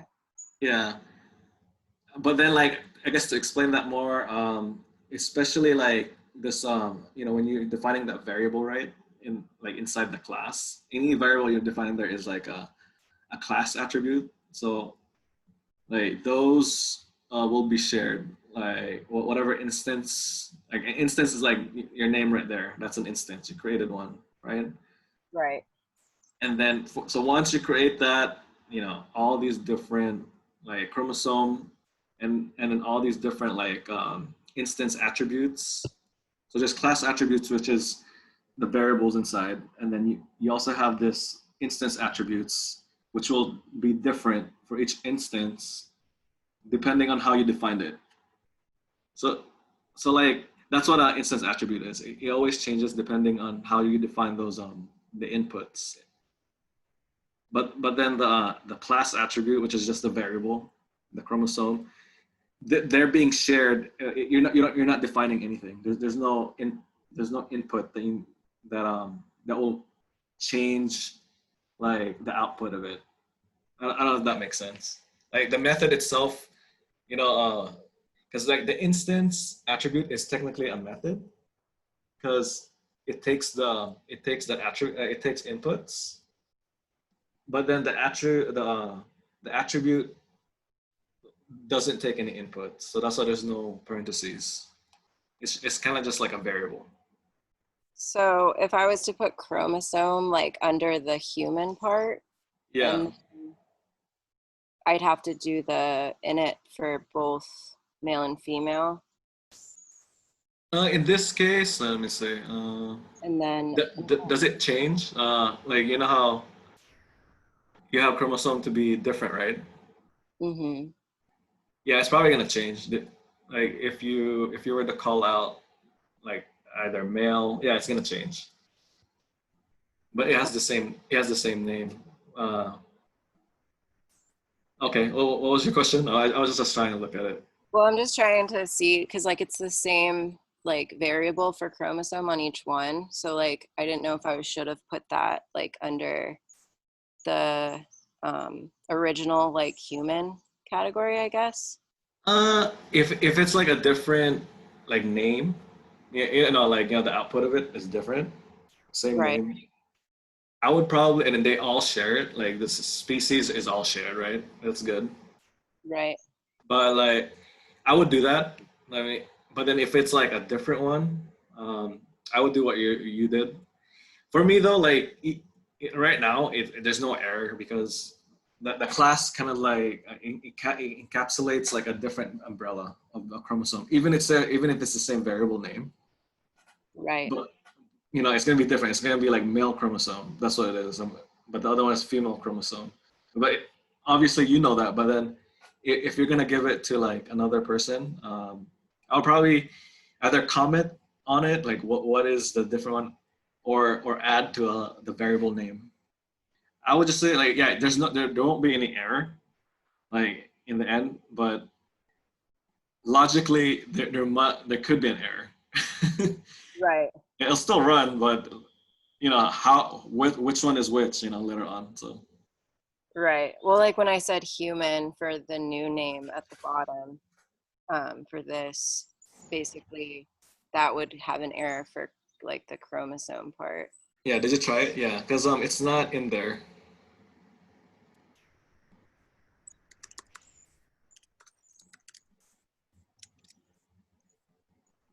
Yeah, it's not in there. Yeah. Cool. Yeah, does that make sense? Like, yeah, like somewhat like classes itself there's just those different namings for like what you're defining. They're really all the same though. And It's still kind of confusing to me, like just how to set it up. But I think if I practice more. yeah, they're all like what you're doing here is really good because you have all the elements. You have you're passing it over, and then you have like you have a method, and then you also have instances in each one. So yeah, that's what it really like. In the end, it's practice makes makes perfect. So just do it more, and then especially the errors, like understanding the errors itself. Now that you know the theory, because like so if you call out chromosome or for something that you didn't define an attribute for, like a class attribute, Right. then now it's like, oh yeah, that is an attribute error. So that makes sense. So would these be considered functions? Like for the next part where it says to put new functions, is that like testing it out, or is that something different? Okay, so for the next part, what you would do, so you've created, so this one, I kind of, we went through like, in the previous session, like I did a lot of classes. I would suggest maybe doing like just functions. I have to figure out like how you would test a function within a class. Mm-hmm. That might be like an extra step. What I would do here is maybe just create like functions. It's up to you, because right now I don't have an answer to test like a function within a class. Right. Well, it says write 2 new functions. So I'm just trying to think of what that could be for like. Okay, but it says here, yeah, it says with the instance for your new class. So that might be an issue. um, I would just try to write like, a function. I'm gonna check later on. If you come back at 6, I can give you an answer for, because what this is in essence is what is asked to do is, so you've created these different classes, right? And then you have the functions in there. Right. But then the next one is asking you create another function, but this function has to, it's called a testing function. You have to test like how each of the functions that you define, how they run, like their output. That's what you have to do in the next one. Like an assert function. Yeah, there's multiple ones. There's the assert, assert is instance, and then you can assert like type. Or like you could just assert the result of it. Like if you know what your function is in the end. Okay. So like assert is instance Natalie female or Yeah. something. Yeah, Okay. like that is like the easiest way of doing it. But I guess the instruction is telling you to write a testing function. So yeah, this right here, this assert has to be inside like a testing function. Okay. So you have to define a okay. I see. Yeah, and then the easiest way would just be like, the name of the function and put in like test that function. I would just do that. Okay. All right. Thank you for your help. Yep.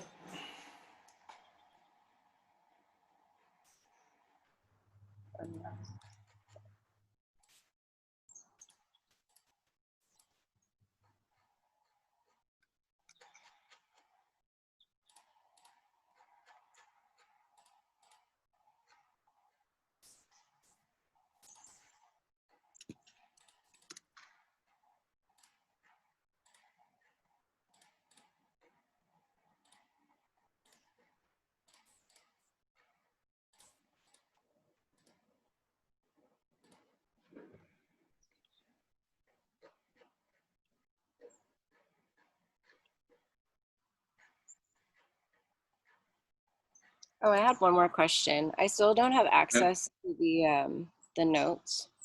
And I Oh, don't the actual file or like the PDF. when I click on it, it just says that I need access. Let me give that to you. Do you know how to have you accessed the .py notebook file, like all the other ones? Before, no. Yeah. I would probably like. Do you have Windows or do you have Mac? I have a Mac. Okay. I would probably do the same thing as what we talked about earlier. Just download if you're gonna do the command line, just use the terminal, like from your data hub, Okay. and then you can create the file there and kind of just, run the scripts. Like you can create your own like .py and then move it, all that stuff. Wait, I'm confused because I'm on Google Drive right now. Okay. But then like you said you want to run the .py, right?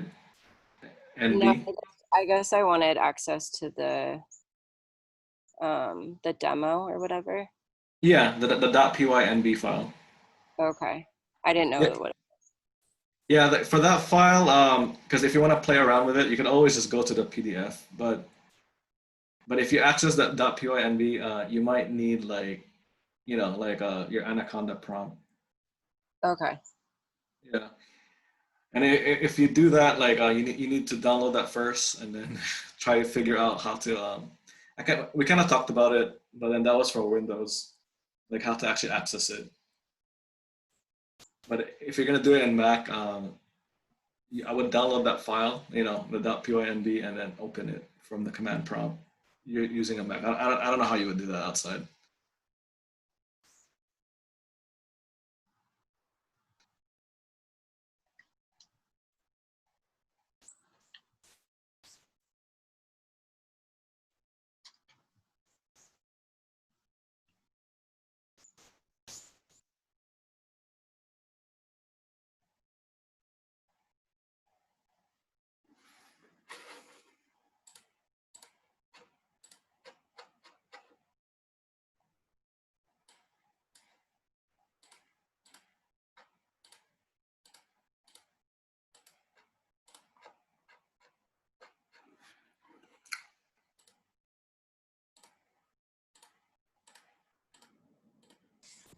Can I ask a question about classes? Cool. Yeah, go ahead. Okay, so can I share my Yeah, go, recorder yeah, here? go ahead. So this is what I have right now. If I All right. want to run, like for example, the pasta, if I want to run it, do I Yeah. have to? Here, I'll show you what I have right now. So do I have to put every single thing? Because this basically inherited from food. I see. So do I Okay. have to add these input parameters into this one as well, or do I just Did you do the super? Let me see. yes. Let me go back to that one. You do the super, and then you still have to define them. Let me see. Let me see. So you passed out the food, and then your initialize name, need, place, servings, calories. Okay, you did that already, and you only defined the calories, which is the extra one. Mm-hmm. Yeah, and then okay, so that's good. Go back to where you're testing it. So over here, I just have to add calories. That's it. Yeah, try put that in there, and then Oh, see what really? happens. Yeah. I think you probably have to put all of them. Yeah, I think that's what I did in the other Oh, one. okay. So I have to add these and then this too. Yeah, because Okay. then you pass those inside your new function or new class. And how do you don't really run it here because I've never used like a text file ever. So I don't really run, you can't really run anything in text files. It's only like writing code, right? Yeah, it's kind of like your notepad. You write things here, but it's not a notebook. That's why there's like the different designation. The dot .py. Mm-hmm. And then like when it has like I was like IPYNB, that's a notebook.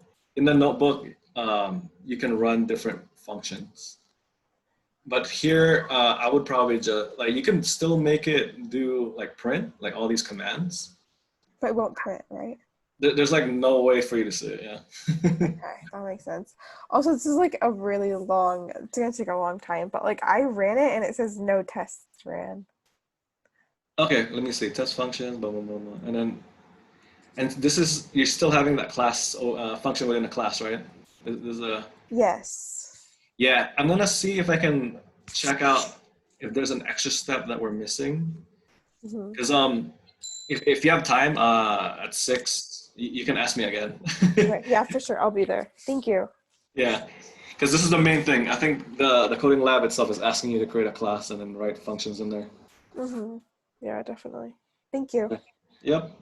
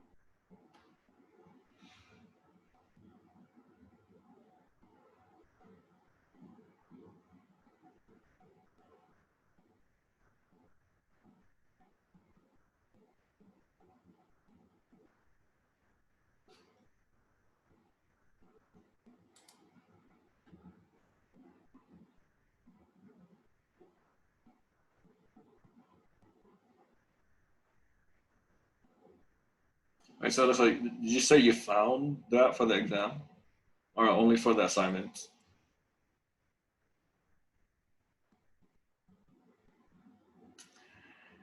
For the exams, I think she will give that to you.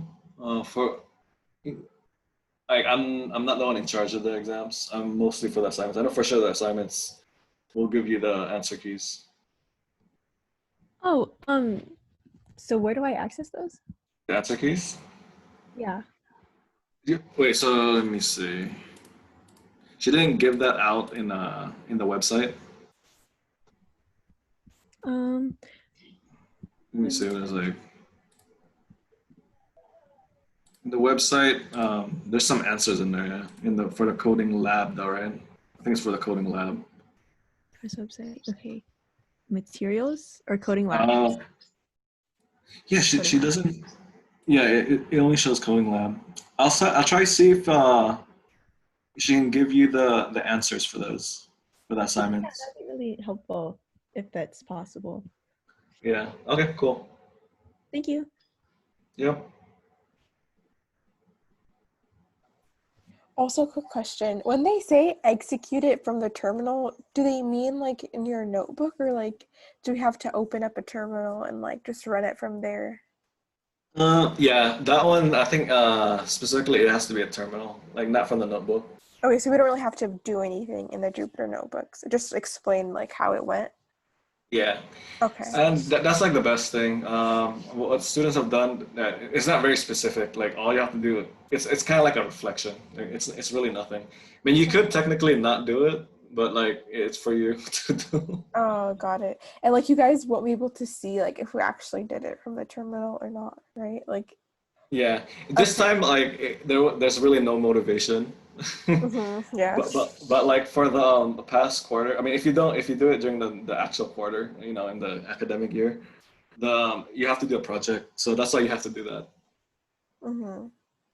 Also, from lecture today, a lot of the stuff, I don't think I think she mentioned briefly, but like we don't really need a lot of the stuff that was taught in lecture today, right? Because it's usually for like helpful for like final project. I think she mentioned that like a lot of the stuff wouldn't be like tested on. Is that right? I would say, yeah, in terms of like command line, still like theory, you probably have to do, because a lot of this in the end, you know, like documentation and then open source, it's really a lot of theory. Yeah. She's probably gonna ask you, not, like, you know, why, and then, so, I mean, just like briefly like know it. Not probably not gonna ask you to do some coding outside of like the notebook. Okay. Sounds Yeah. good. Thank Cool. you. Yep.